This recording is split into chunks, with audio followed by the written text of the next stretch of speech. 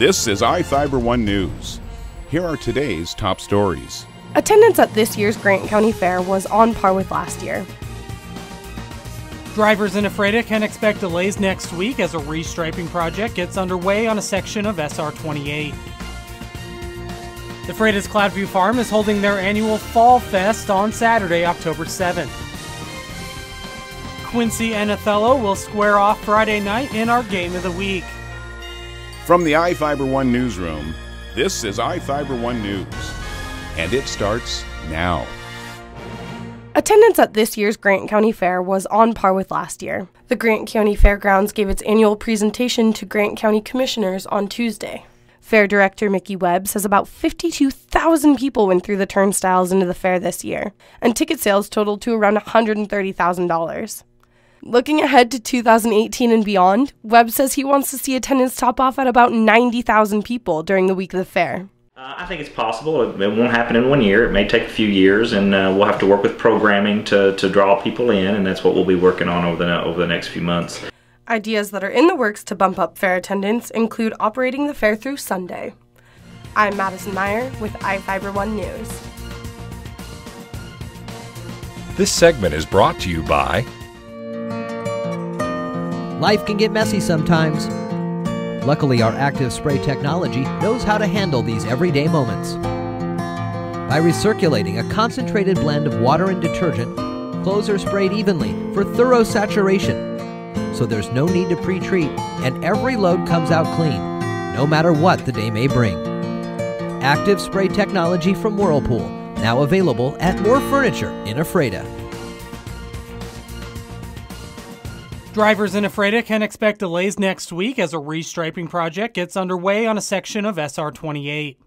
Washington State Department of Transportation crews are restriping about 1.5 miles of SR 28, or Basin Street, between Oasis Park and 18th Avenue Southwest to create one lane each direction with a center two-way left turn lane. Work will happen from 7:30 a.m. to 4:30 p.m. on Monday and Tuesday, and from 7:30 a.m. to noon on Wednesday. DOT officials say flaggers will direct one-way traffic through the work area. During the past 5 years, more than 50 collisions have been reported in the 1.5-mile stretch of SR 28, with more than 30 of those involving rear-end wrecks.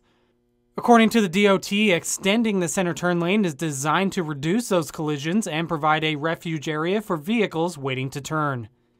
This is Joe Utter for iFIBER 1 News. Families are invited to the 6th annual Fall Fest returning Saturday, October 7th at Ephrata's Cloudview Farm. The event runs from 2 p.m. to 5 p.m. at the farm on Frey Road in Ephrata. Admission is free for all ages, and the festival includes live music, kids' activities, cider pressing, a pumpkin patch, hay rides, and other activities. Cloudview farmer and educator Carly Thompson said last year the farm started putting on the festival in 2011 as a way of giving back and reaching out to the community and encouraging people to come out to the farm and sample the food they grow. More information is available online at cloudviewfarm.org or by calling 785-342-6114. This is Joe Utter for iFIBER 1 News. With both teams coming off big wins last week, Quincy and Othello will square off Friday night in our Game of the Week. The matchup is the CWAC North opener for the two teams. Othello sits at 1-2 on the season, but turned it up in the second half last week against 2A Prosser, capitalizing on several turnovers in a 21-point fourth quarter to get their first win of the season, 34-13. The Quincy Jackrabbits are 2-1 on the season, knocking off Grandview last week.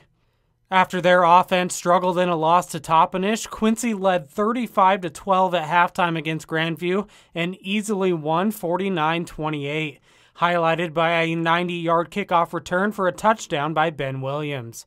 Friday's game is scheduled to kick off at 7 p.m. at JC Stadium in Quincy. Well, fall is in the forecast. From the iFIBER One Weather Center, I'm Jeff Slakey taking a look at the basin's forecast this week. Starting it out in the mid-60s with partly cloudy skies, lower 60s for your Tuesday with a chance of rain as we move in through Wednesday. Not a lot of accumulation, but still could see a chance of it. By Thursday, start to dry out into the weekend, low 60s again, but by Friday, Saturday, and into next week, we'll start warming up in the mid-60s and then once again get back into the 70s. For iFIBER One, I'm Jeff Slakey. This is iFIBER One News. For more information on these stories and other news, visit us online at iFiber1.com or check us out on Facebook.